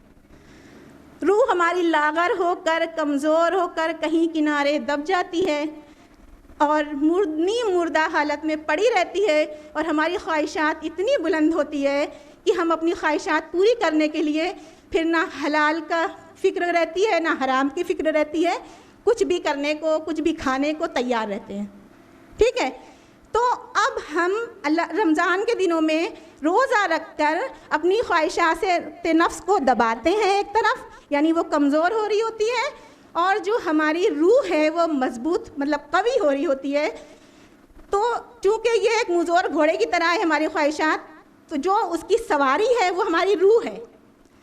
अगर रूह कमज़ोर होगी और ये मुज़ोर घोड़ा ज़्यादा ताकतवर होगा तो ये तो हमें ले जाके कहीं पटक देगा ना, और कहाँ पटकेगा? जहन्नम में। लेकिन जब हमारी रूह कवी रहेगी, हमारी रूह मजबूत रहेगी, तो और ये जो ख्वाहिश नफ्स है ये कमज़ोर रहेगी, यानी ये घोड़ा कमज़ोर रहेगा, तो रूह जो सवारी है इसकी उसको कंट्रोल करेगी, उसको लगाम लगाएगी और उसको उधर मोड़ेगी जिधर सही रास्ता है। ठीक है, तो जब हमारी रूह कवी होगी तब ये काम होगा कि हम सही की तरफ मुड़ पाएंगे। और रूह कवी कैसे होगी? कुरान से जुड़ने से। जब तक हम कुरान से नहीं जुड़ेंगे, हम कुरान को नहीं समझेंगे, कुरान को नहीं पढ़ेंगे, हमारी रूह लागर ही रहेगी। और जैसे ही हमारी रूह मजबूत होती है, कवी होती है, तो वो फिर हमें तक़वा सिखाती है, वो हमें हराम से बचा के हलाल की तरफ ले जाती है और हमें अल्लाह का रास्ता दिखाती है। और फिर इंसान, इसकी रूह तड़पती है अब खुदा से मिलने के लिए, और जब रूह खुदा से मिलने के लिए तड़पती है तो इंसान खुशू और खुजू के साथ नमाज़ें पढ़ता है, अल्लाह के साथ जुड़ना चाहता है, ढूंढता है अपने मालिक को, और फिर इसी रमज़ान में वो एतिकाफ़ करता है। एतिकाफ़ इबादत की मुंतहाए कमाल, यानी अभी तक तो हमने खाना पीना छोड़ा था, अब घर भी छोड़ दिया। अभी तक अज़दवाजी ताल्लुक़ से हम दिन में रुके थे, अब रात में भी रुक गए। कहने का मतलब ये है कि एतिकाफ़ करने के लिए इंसान खुदा के हुजूर पेश होता है और अपने आप को खुदा के पास जमा देता है। एतिकाफ़ का मतलब ये है जम के बैठ जाना। अब एक बात थोड़ी सी यहाँ पर, हम औरतें हैं चूँकि, तो हम लोगों के लिए ये मसला है कि हम लोगों को मस्जिद में एतिकाफ़ करने को नहीं मिलता है, हम लोगों को घर में ही एतिकाफ़ करना होता है। जबकि अल्लाह के रसूल सल्लल्लाहु अलैहि वसल्लम के ज़माने में आपके अज़वाज मुतहरात रज़ियल्लाहु अन्हुम अजमईन, वो मस्जिदों में ख़ेमा लगाकर उनके लिए ख़ेमे नस्ब किए जाते थे और वो उसमें एतिकाफ़ किया करती थीं। लेकिन अब मस्जिदों में हमारे लिए ऐसा मामला नहीं है, बल्कि इज्तिहादन हमको घरों में ही घर का कोना दे दिया जाता है और उसी में हम एतिकाफ़ हम औरतें करते हैं। कहने का मतलब ये है कि हम एतिकाफ़ में जाते हैं, अल्लाह के हुजूर, अल्लाह के सामने बैठते हैं, शिद्दत से अल्लाह को याद करते हैं, अल्लाह से बातें करते हैं, अपना 24 घंटा हर दिन का अल्लाह के लिए वक्फ रखते हैं। लेकिन ईद का चांद दिखते ही, एतिकाफ़ से बाहर आते ही फिर वही सब कुछ शुरू हो जाता है। वही झूठ, वही ग़ीबत, वही नाइंसाफ़ियाँ, वही कमज़ोरियाँ, वही जो है तो दूसरों को धोखा देना, दूसरे की टोह में रहना। ये क्या है? हम इबादत की रूह को समझते ही नहीं हैं। हमने इबादत की रूह को समझा ही नहीं, उसकी स्पिरिट को हम समझ ही नहीं पाते हैं। वजह यही है कि हम पूरा रमज़ान गुजार लेते हैं, इत्तिकाफ़ भी कर लेते हैं, लेकिन हमारे अंदर कोई चेंज नहीं आता, कोई तब्दीली नहीं आती, तकवा नहीं पैदा होता।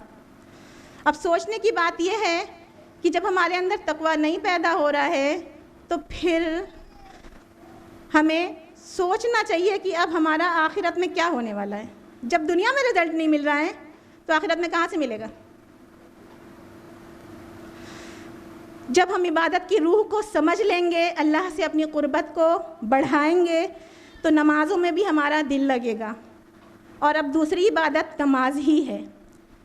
अल्लाह ताला ने नमाज के लिए फरमाया कुरान मजीद में, इन्नस्सलात तन्हा अनिल फ़हशाई वल मुनकर, बेशक नमाज फ़हशा से यानी बेहयाई से और बुराई से रोकती है।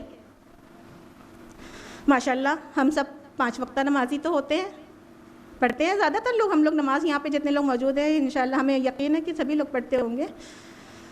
5 वक्ता नमाजी भी हैं, लेकिन साथ साथ मुनकिरात में भी मुलव्विस हैं, तमाम बेहयाई के काम भी कर रहे हैं। तो हमारी नमाज़ों का क्या हाल है? क्या अल्लाह ताला ने कुरान मजीद में नौज़ुबिल्लाह झूठ कहा है कि नमाज़ें बेहयाई से और बुराई से रोकती हैं? हमने अभी नमाज़ पढ़ी, अभी अपने जाए नमाज़ पलटी और बैठ गए ग़ीबत की महफ़िल में। हमने अभी नमाज़ पढ़ी, अभी हमने जाए नमाज़ पलटी और हम फ़ौरन झूठ बोलना शुरू कर दिया हमने।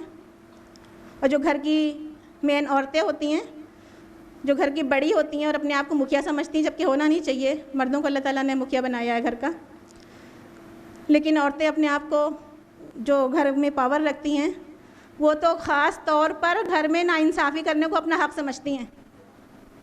और ये आम बात है, हर घर की कहानी है। अगर बहू पावर में है तो सास दबेगी, सास पावर में है तो बहू के साथ नाइंसाफ़ी होगी, और अगर बेटी पावर में है तो बाकी लोगों के साथ नाइंसाफ़ी होगी। यानी वो नाइंसाफ़ी करने को अपना हक़ समझती हैं कि हम जो चाहें करें, जबकि हिसाब देना पड़ेगा। ठीक है, लेकिन नमाज भी 5 वक्त की हो रही होती है, तहज्जुद गुजार भी होती हैं माशाल्लाह, लेकिन मुनकिरात से नहीं चूकती। ग़ीबत, झूठ बोलना एक आम बात है, कोई दिक्कत नहीं है। जब ज़रूरत पड़ी तब झूठ बोल दिया। तो फिर कहाँ नमाज हमें जो है तो बुराइयों से रोक पा रही है, कहाँ बेहयाई से रोकती है? नमाज तो सभी पढ़ते हैं। शादियों का मौसम आया, लोग शादियों में जाना हुआ, किसी को पार्टीज़ में खूब अच्छी तरह मेकअप हुआ, खूब अच्छी तरह सजे, बालों को खोला, दुपट्टे कहाँ हैं नहीं मालूम, किस हाल में हैं, बस खूबसूरत दिख रहे हैं देखने में, निकल जाते हैं। नमाज पढ़ रहे हैं, अभी ईशा की नमाज तो पढ़ के आए हैं, सच के तैयार हो के भी नमाज हो जाती है, एहसास ही नहीं रहता है कि हम बेहयाई करने जा रहे हैं। तो कहाँ रोक रही है नमाज हमको बेहयाई से? कहाँ रोकती है नमाज हमको बुराई से? चेक करना है हमको, ये हमारी नमाजें कैसी हो रही हैं। अब समझने की बात यह है कि हमारी नमाजों में रूह क्यों नहीं है। पहली बात तो यह है कि जब हम नमाज़ पढ़ते हैं तो जो कुछ हम अपने रब से कह रहे होते हैं, हमें खुद ही कह रहे हैं। हम नमाज में कहते हैं ना, ए दिना सिरातल मुस्तकीम, ए अल्लाह मुझे सीधा रास्ता दिखा। और उसके बाद सूरा फातिहा के बाद हम फ़ौरन कुरान की आयत करते हैं, कोई भी सूरा। इसका मतलब है कि जवाब में अल्लाह ताला कहता है ये हिदायत है, ये कुरान हिदायत है। जिस कुरान को हम पढ़ रहे होते हैं उसमें हिदायत है, उसको थामो, उसको पकड़ो, उससे हिदायत लो। लेकिन हमें पता ही नहीं होता है। क्यों? क्योंकि हमें मालूम ही नहीं है हमने क्या पढ़ा कुरान नमाज में, हमने अपने रब से क्या कहा, मेरे रब ने जवाब में हमसे क्या कहा। हम इतने गाफिल से नमाज भी हो रही है और कुरान भी नहीं मालूम। नमाज अल्लाह से बातें कर रहे हैं, नमाज क्या है? मोमिन की मिराज है, अल्लाह से मुकालमा है, आपस में बातचीत है। नमाज तो पढ़ रहे हैं लेकिन हमें खुद ही नहीं पता हम अल्लाह ताला से क्या कह रहे हैं। इसके लिए हमें जानने की ज़रूरत है अरबी लैंग्वेज को, और अगर अरबी लैंग्वेज नहीं समझ सकते, कम से कम इतना तो कर सकते हैं ना कि कुरान मजीद का जो हिस्सा हम नमाज में रेगुलर पढ़ रहे हैं उसका उसके बाद जब हम नमाज में पढ़ें तो हमारा हाल, हमारा ध्यान उसकी तरफ रहे और हम अल्लाह से मुतवज्जह क्या कह रहे हैं, ताकि उसका असर हमें मिले। और अरबी लैंग्वेज का मामला तो ये है कि आज मुसलमानों के अंदर होड़ है इंग्लिश अच्छी बात है, दुनिया की ज़िंदगी तक यानी कब्र में जाने से पहले तक इंग्लिश की बहुत ज़रूरत है। लेकिन हम अपना एक्सपीरियंस आपको बता रहे हैं, हमने खुद अपने कानों से सुना है। किसी घर का बच्चा किसी इस्लामिक स्कूल में पढ़ता था, तो उसके घर में कुछ लोग आते जाते थे, उनके रिश्तेदार। जब आते थे तब बच्चे को टोकते थे अक्सर, क्या ज़रूरत है अरबी पढ़ाने की, अरबी का कोई स्कोप थोड़ी है, अरबी मत पढ़ाइए, अरे बच्चे पे कितना बर्डन पड़ जाता है, कुरान मजीद पढ़ना आ गया है ना, बस काफ़ी है, क्या ज़रूरत है अरबी सिखाने की, कितना बच्चे बर्डन उठाएंगे। और बच्चों का बर्डन कम कर दिया उनके माँ बाप ने, निकाल लिया इस्लामिक स्कूल से, दूसरे स्कूल में डाल दिया। हैरत है, हमको हैरत है क्यों ऐसा मुसलमान सोचते हैं। ये अरबी लैंग्वेज तो वो है जो ज़िंदगी के साथ भी है और ज़िंदगी के बाद भी है। आप कब्र में जाएंगे तो भी काम आएगी, आप आखिरत में अल्लाह के सामने खड़े होंगे तो भी काम आएगी।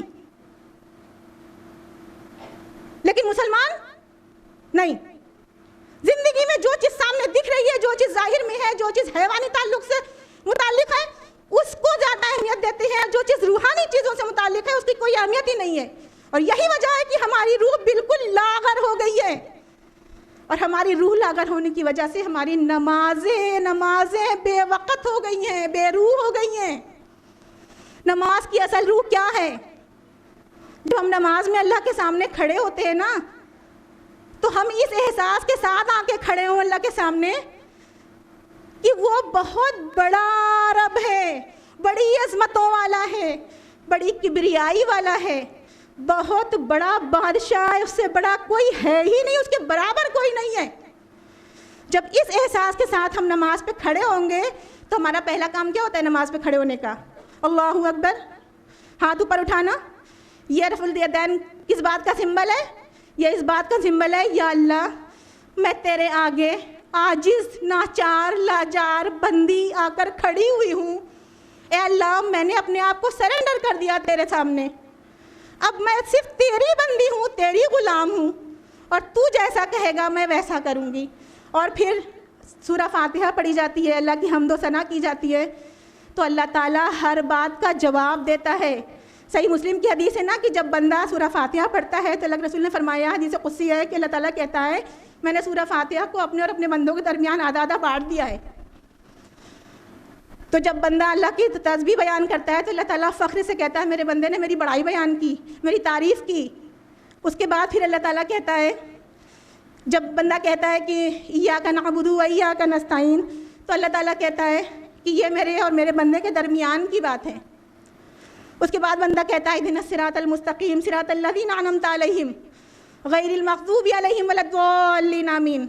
अल्लाह मुझे सीधा रास्ता दिखा, उन लोगों का रास्ता जिन पर तूने अपनी नेमत अता फरमाया, जिन पर अपना इनाम अता फरमाया, उन लोगों का नहीं जिस पर तेरा गज़ब नाजिल हुआ। हम क्या कह रहे होते अल्लाह से, हमें हिदायत दे, तो अल्लाह ताला कहता है लो ये हिदायत है, ज़ालिकल किताबु ला रैब फ़ीह, ये कुरान हिदायत है। और हम कुरान को जब समझ ही नहीं पा रहे हैं तो फिर कहाँ से हिदायत मिलेगी हमको?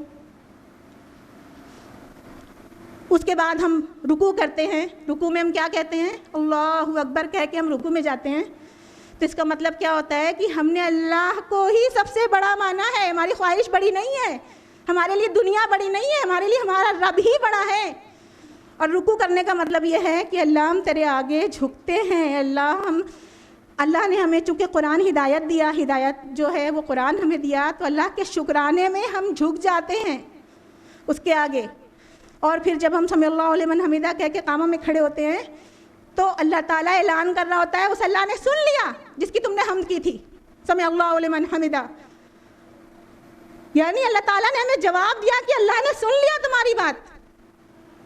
जब हमें पता रहेगा हम क्या करें तभी तो हमें समझ में आएगी कि अल्लाह ने क्या सुना और हमें क्या करना है अब। और जब अल्लाह ने हमें यह बताया कि अल्लाह ने सुन लिया तो फौरी तौर पर हम सजदे में जाते हैं। और सजदा है अलामत अल्लाह का शुक्र अदा करने की, यानी शुक्र की सबसे बड़ी जो अजीम अलामत है वो सजदा है। और सजदे में जाकर हम अल्लाह की भी हम्दो सना करते हैं, अल्लाह की तारीफ़ बयान करते हैं। तो इसका मतलब ये है कि हमारा अल्लाह से क़ुर्बत हमारी महसूस होती है। वस्जुद वक़्तरिब, यानी अल्लाह से और करीब हो गए हम सजदे में जाकर। क्या एहसास होता है नमाज के दौरान? नहीं होता है ना। बस इसलिए नहीं होता है कि हम एक तो नमाज की रूह से वाकिफ़ नहीं है। नमाज क्या है? नमाज इबादत में सबसे बड़ी इबादत है। इबादत का मतलब होता है बंदेगी, इताअत, ठीक है। नमाज प्रस्तिश है, जिसको कहेंगे वर्शिप, पूजा। नमाज वो इबादत है। और अल्लाह ताला ने दिन के 8 पहरों में, दिन भर में 8 पहर होता है, 8 पहर में 3 पहर हम सोते हैं और 5 पहर हम काम करते हैं। हर पहर के आगाज़ पर एक नमाज रख दिया है। और अल्लाह ताला ने फरमाया है अक़ीमुस्सलात लिज़िक्री, मेरी याद के लिए नमाज कायम करो। और हमें तो ऐन नमाज की हालत में अल्लाह याद नहीं रहता। जब हम उसकी स्पिरिट के साथ, उसकी रूह के साथ नमाज़ पढ़ेंगे, अल्लाह से जुड़ के नमाज़ पढ़ेंगे, हम कुरान को समझते हुए नमाज़ पढ़ेंगे, तो अल्लाह की याद आएगी ना। और फिर जैसे ही हम नमाज से बाहर होते हैं तो हमें एहसास होना चाहिए, हमें एहसास होना चाहिए कि हम कह के क्या आए हैं अल्लाह से। हम अभी कह के आए हैं इहदिना सिरातल मुस्तकीम, उसके बाद फिर हम झूठ बोलेंगे, फिर हम हराम कमाएंगे? नहीं, बल्कि हम बचेंगे उससे, क्योंकि हमें ये याद रहेगा कि हम अल्लाह से ये कह के आए कि हमें हिदायत दे, हमें सिरात मुस्तकीम पे चला। तो हम उस काम को नहीं करेंगे जो हिदायत से दूर है, जिस पर अल्लाह का गज़ब नाजिल होता है। तो हम नमाज की रूह को समझें, उसकी स्पिरिट को समझें और उसको जैसा कि अल्लाह ने हुक्म दिया है वैसा पढ़ने की कोशिश करें। हम आपसे और भी बात करते, लेकिन वक्त बहुत कम है, इसलिए हम थोड़ा सा आपको अब शॉर्ट में ही बताएंगे। तो हमें अपनी नमाज़ों में, अपनी इबादत में रूह को पैदा करना है। और रूह को पैदा करने के लिए, रूह को लाने के लिए हमें अपनी रूह को कवी रखना है। और हमारी रूह तब कवी होगी जब हम कुरान से जुड़े रहेंगे, जब हम दीन से जुड़े रहेंगे, जब हम इस्लाम से जुड़े रहेंगे। फिर तीसरी इबादत है ज़कात। अल्लाह ताला ने सूरत आया खुज़ मिन अम्वालिहिम सदक़तन व तुताहिरुहुम व तुज़क्कीहिम बिहा, इनसे इनके मालों का सदका लो और उससे इनका तज़किया करो, इनको पाक करो और इनका तज़किया करो।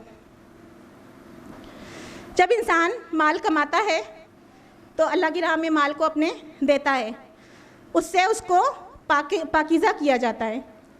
अब ये आप मत सोचिएगा कि अगर हम हराम माल कमा लें और उस पर थोड़ा सा अल्लाह की राह में सदका कर दें तो हम पाक हो जाएंगे, मेरा माल पाक हो जाएगा। ऐसा नहीं पाक होता है। पाक करने का मतलब ये है, कहने का मतलब ये है कि जब अल्लाह की राह में हम माल को खर्च करते हैं तो हमें इस बात का एहसास होता है, और या फिर हम अल्लाह के सामने ये कह रहे होते हैं कि या अल्लाह, ये दुनिया मेरे लिए अहम नहीं है बल्कि मेरे लिए आखिरत अहम है। तो हम अपने माल को अल्लाह की राह में देते हैं। और जब हमारी हमारी ख्वाहिश ये होती है कि हमारा रब राज़ी हो जाए, तो जाहिर सी बात है जब हमारी ख्वाहिश ये होगी हमारा रब राज़ी हो जाए तो हम अपने माल को हलाल तरीक़े से कमाएंगे, हराम से नहीं कमाएंगे। और जब हमारा हदफ ये रहेगा कि हम इससे जन्नत हासिल करेंगे, तो फिर ऐसा भी नहीं हो सकता कि हम कुछ पैसा सवाब के काम में लगा दें और कुछ गुनाह के काम में लगाएं।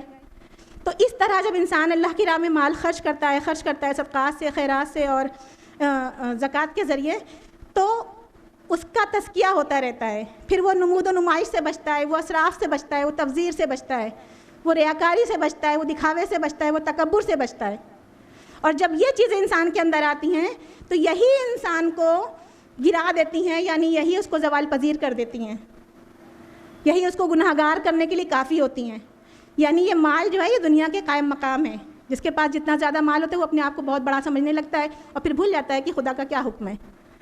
तो इसलिए कहा गया है कि अपने माल का सदका दो, खैरात दो। अब चूँकि ज़कात जो है फ़र्ज़ है, हम सभी ज़कात निकालते हैं और ज़कात का एक प्रोसेस है सबके लिए कि हिसाब किया अपने माल का, अपने ज़ेवरों का, और एक मुश्त रकम निकली जो उसको अलग कर दिया और किसी को दे दिया, या जहाँ हमें देना हुआ, अल्लाह की राह में देना हुआ वहाँ दे दिया, या किसी गरीब को दे दिया। अबू यहया सर को हमने सुना था, उन्होंने बड़ा अच्छा तरीक़ा बताया है, हम चाहेंगे हम आपसे भी शेयर कर दें। उन्होंने कहा कि हम ज़कात को या सदक़ात को नज़र समझ कर नहीं देते अल्लाह ताला को, इसीलिए हमारा तज़किया नहीं होता है।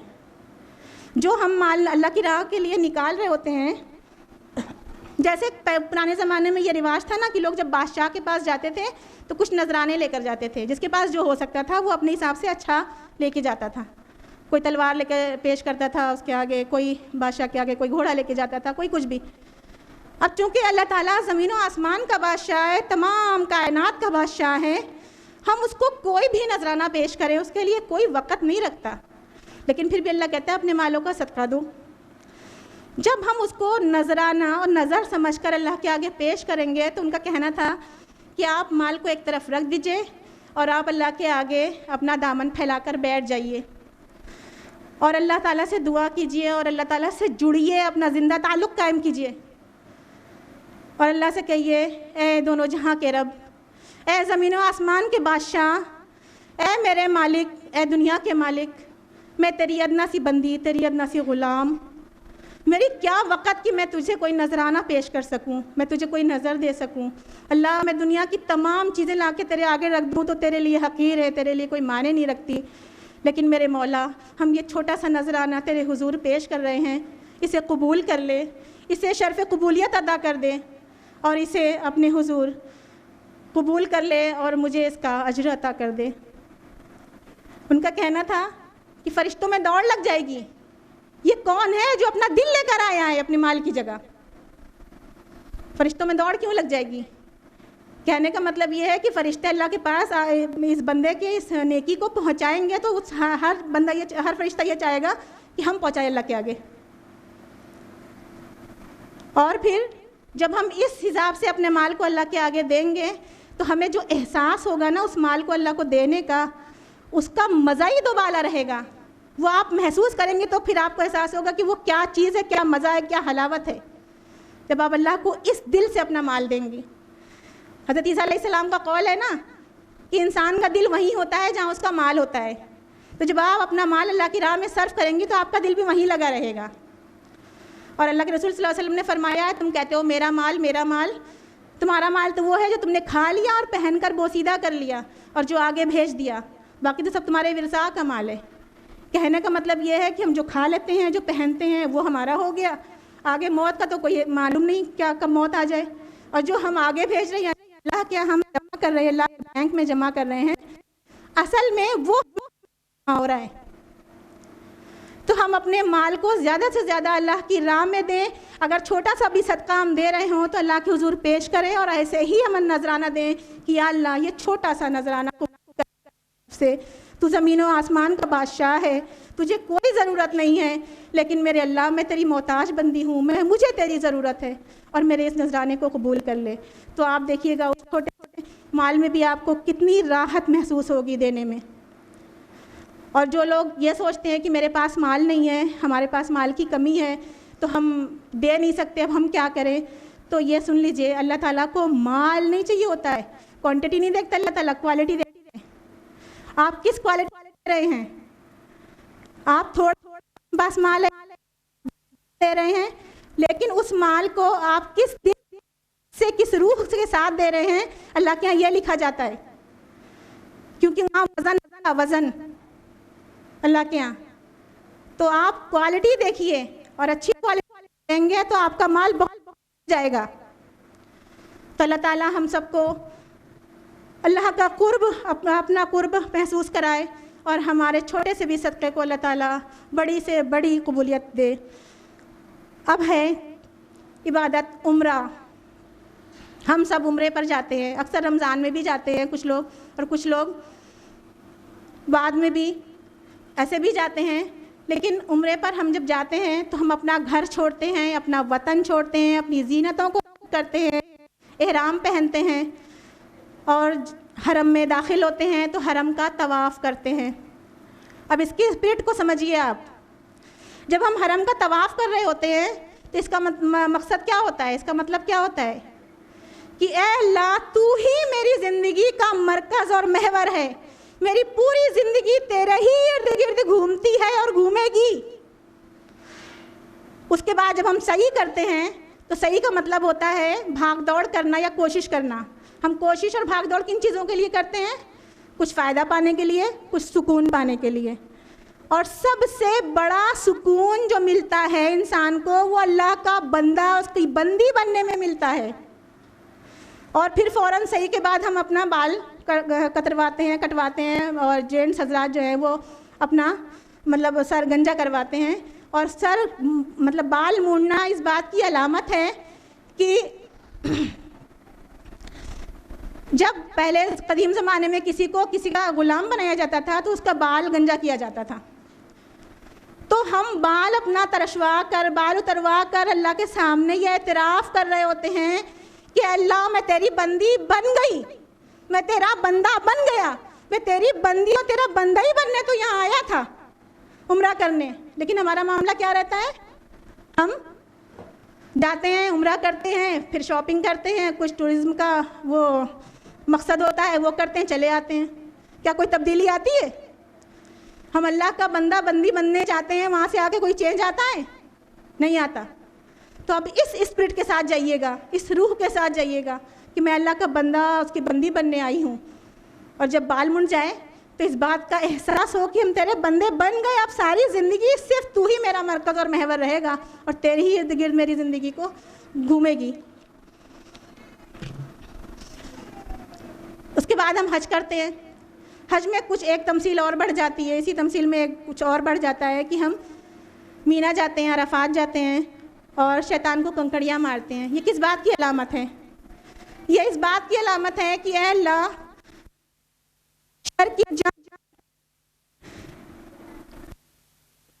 रहूंगी मैं अपनी तरफ नहीं रहूंगी, बल्कि मैं जंग लड़ूंगी शैतान से। और अगर आना पड़े तो बहाऊंगी, जिस करके जानवर का खून बहाया जाता है। हम लोग कुर्बानी करते हैं ना, यहाँ पर भी कुर्बानी का मकसद क्या होता है? बिरयानी खाना, कबाब खाना, चापे खाना। लेकिन मेन मकसद इसका ये होता है कि अल्लाह ताला, मैं तेरी बंदी तो बन गई हूँ, अब मैं तेरी तरफ से लड़ूंगी। दुनिया मुझे मलामत करती रहे, मैं हक बजानी भी रहूँगी, हक की तरफ से ही लड़ूंगी। कई बार होता है ना कि अगर घर का कोई फ़र्द, किसी से कोई झगड़ा हो जाता है तो हर अपना रिश्तेदार अपनी रिश्तेदारी का साथ देता है, चाहे वो कितना गलत हो। होना ये नहीं चाहिए, होना ये चाहिए जो हक पर हो उसका साथ दो, चाहे जितना करीबी आपका रिश्तेदार हो, आपके माँ बाप ही क्यों ना हो, आपकी औलाद ही क्यों ना हो। अगर दूसरी जानिब के लोग सही हैं, हक पर हैं और ये बातिल पर हैं, तो आप हक का साथ दीजिए, कहने का है। तो शैतान को मारना, बहाना, इसका मतलब यही है कि हम हक बजानिब रहेंगे, चाहे मुझे अपना खून ही क्यों ना बहाना पड़े। तो इस तरह जब हम इबादत की रूह को समझ कर इबादत करेंगे तो इंशाअल्लाह हम ज़रूर अल्लाह से बहुत करीब हो जाएंगे। और आखिर में हम एक बात और आपको बता दें, पहले तो खुशखबरी सुना देते हैं। एक हदीस है हज़रत आयशा रज़ी अल्लाह अन्हा से मरवी है। ये हदीस मिशकात की है, 2534 इसका नंबर है। हज़रत आयशा रज़ी अल्लाह अन्हा फरमाती हैं कि मैंने रसूलुल्लाह सल्लल्लाहु अलैहि वसल्लम से पूछा, या रसूलुल्लाह, क्या औरतों पर भी जिहाद फ़र्ज़ है? तो आप सल्लल्लाहु अलैहि वसल्लम ने फरमाया, हाँ, औरतों पर जिहाद फ़र्ज़ है, लेकिन क़िताल नहीं। ये जिहाद हज और उम्रा है। यानी हम औरतें अगर हज और उम्रा पे जा रही हैं, हम जिहाद पे जा रहे होते हैं, इतने बड़े अचीवमेंट पे जाते हैं, और हमारी अगर वहाँ किसी तरह मौत आ गई तो हम शहीद कहलाएंगे। तो फिर अल्लाह के वास्ते आप ये सोच के मत जाइएगा कि इतना जेवर लेकर आएंगे, इतनी शॉपिंग करके आएंगे, इतना ख़रीद के ये आएंगे, इतना घूम के वहाँ आएंगे। अल्लाह की बंदी बनने जाइएगा तो आपको जिहाद का भी सवाब मिलेगा और फिर आपके अंदर उसकी रूह उतरेगी तो ज़िंदगी भर आपके अंदर उसका असर रहेगा इंशाअल्लाह। आखिर में हमें बहुत कम वक्त बहुत तेज़ी से गुजर रहा है और आप में भी बेचैनी दिख रही है। बताने को तो बहुत कुछ है लेकिन अब जो है तो हम ख़त्म ही कर देते हैं। रोज़े के हवाले से एक बात और कहना था कि हम जो है ख्वाहिशात हमारे अंदर बहुत ज़्यादा होती हैं ना, और ख्वाहिशातों का दरवाज़ा जो हमारी आँखें हैं ये होती हैं, तो हमें अपनी आँखों की कुछ हिफाजत करनी चाहिए और ये ट्रेनिंग शुरू कर दीजिए। अब कैसे हिफाजत करनी है इसकी? हम वो कोई चीज़ नहीं देखेंगे जिससे हमारे अंदर ख्वाहिश पैदा हो। एक मिसाल हम आपको बताते हैं। एक साहब जो है कार से पर्दा कर रहे थे तो लोगों ने उनसे पूछा आप कार से पर्दा क्यों करते हैं? तो कहने लगे देखते हैं तो ख्वाहिश पैदा होती है इसीलिए उससे रुकते हैं। तो मेरी आपसे ये रिक्वेस्ट है कि अपनी ख्वाहिशात को अगर रोकना है तो दूसरों के जेवर पे नज़र ना रखिए, दूसरों के महंगे महंगे कपड़े ना देखा कीजिए, बहुत घूर के करीब जाकर इतना महंगा है अच्छा हम भी लेंगे, ख्वाहिश पैदा होती है। दूसरों का जायज़ा मत लीजिए, दूसरों की अच्छी चीज़ों पर अपनी बुरी नज़रें मत डालिए, दूसरों का तज्जिया मत कीजिए। कहने का मतलब ये एक नज़र पड़ जाए तो कोई बात नहीं है, लेकिन उसको नज़र गड़ा के देखना और फिर उसके बाद अपनी ख्वाहिश का इजहार करना और फिर उसी में घुलते रहना, ये हैवानी ख्वाहिश है, ये रूहानी ख्वाहिश नहीं है। तो रूहानी ख्वाहिश क्या है? अपनी अंदर की आँख को खुला रखिए और आपकी जो अंदर की नज़रें हैं वो कहाँ टिकेंगी? जाके जन्नत में। वहाँ कोई कॉम्प्रोमाइज़ मत कीजिए, हमें सबसे ऊँची वाली जन्नत लेना है, हमें जन्नतुल फिरदौस लेना है, तो अपनी निगाहें वहाँ टिकाइए और फिर देखिए इंशाअल्लाह अल्लाह ताला कितना करीब हो जाएगा हम सबसे। और ये इस रमज़ान शुरू कर दीजिए अपनी ट्रेनिंग को, रोज़ा रखकर इंशाअल्लाह से अपनी इबादत कीजिएगा तो अल्लाह ने चाहा हमारे अंदर बहुत तब्दीली आएगी और फिर हम कुछ महसूस करेंगे बदलता हुआ। और आखिर में हम यही कहना चाहेंगे कि रमज़ान के आखिर में आप ये महसूस कीजिएगा, ये देखिएगा कि हमारे अंदर कोई तब्दीली आई या नहीं आई। ये मत देखिएगा हम क्या कर रहे हैं, बल्कि पूरे रमज़ान ये चेक कीजिएगा हम क्या बन रहे हैं,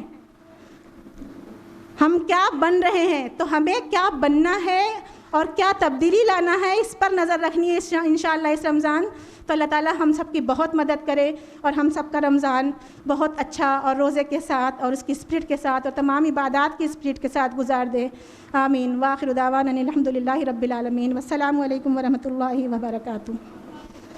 जज़ाकिल्लाह डियर सिस्टर, माशाअल्लाह कितनी खूबसूरती से आपने हमें रमज़ान में की जाने वाली इबादत का मकसद और उनकी हिकमत समझाई। अल्लाह ताला हम सब को भी लअल्लकुम तत्तकून की तौफ़ीक अता फ़रमाए। अल्लाह पाक आपको सेहत दें ताकि आप इसी तरह से दीन के काम में अपना 100% देती रहें। इंशाअल्लाह ताला इस बार रमज़ान में हम सब सहरी और इफ्तारी से ज़्यादा फ़ोकस इबादत पे करेंगे इंशाअल्लाह। आमीन। तकवा इस्लामिक स्कूल की प्रिंसिपल और IERO की प्रेसिडेंट सिस्टर अस्मा शम्स की सीरीज़ है खुलासा कुरान, जिसमें कुरान के 300 पारों की सीरीज़ है और एक एक पारे की समरी है। उसे ज़रूर सुनिएगा, इंशाअल्लाह ताला आपको बहुत सारी चीज़ समझ में आएगी। ये बात तो सच है, for a true believer end of Ramzan is not the end but start of a new journey leading towards जन्नह। अल्लाह ताला हम सब को भी मुत्तकीन बनने की तौफ़ीक अता फ़रमाए। अल्लाह ताला हम सब को दीन इस्लाम को फैलाने की तौफ़ीक दें और इसी को हमारा मकसद ज़िंदगी बना दें। इसी प्यारे मैसेज के साथ मैं इस सेमिनार का इख्तिताम करती हूँ। व आखिरुद्दावाना अनिल हम्दुलिल्लाहि रब्बिल आलमीन। वस्सलामु अलैकुम व रहमतुल्लाहि व बरकातुहू।